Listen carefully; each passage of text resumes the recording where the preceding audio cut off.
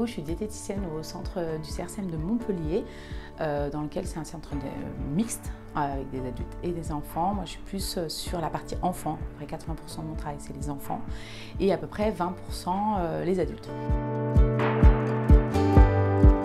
La question qui s'est posée au centre de Montpellier, c'est de savoir est-ce qu'on diminue, est-ce qu'on arrête le sel avec les modulateurs sur nos patients. Donc moi, j'avais pas forcément de réponse au tout début, donc je me suis posé la question de comment on pourrait guider nos patients sur la supplémentation en sel.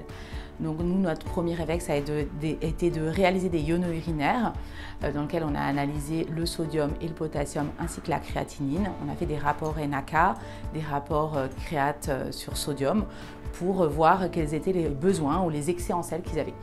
Donc on en est parti de là, et l'étude que j'ai pu mener au CRCM de Montpellier, ça a été de voir l'hiver en fait, où on avait moins de pertes sudorales, on avait moins cette chaleur.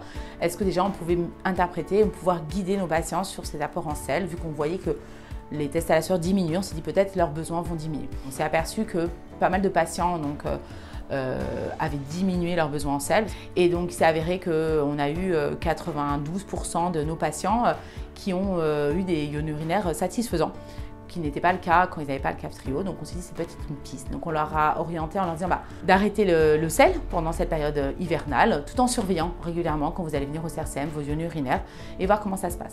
Si par contre votre enfant vous sent fatigué, s'il n'est pas bien, s'il a des maux de tête, on peut revoir cette considération et peut-être réanalyser, rajouter du sel.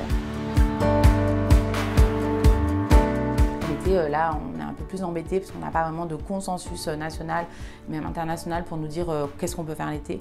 Donc là, la deuxième partie de la recherche qu'on va faire sur les besoins en sel l'été sur nos enfants et nos adultes. Donc on a inclus aussi nos adultes. On ne les a pas forcément mis dans l'étude au début, mais bien entendu qu'on les a inclus sur cette analyse en leur disant voilà, peut-être on va faire vos iono-urinaires, et on a pu diminuer également le sel sur pas mal d'adultes.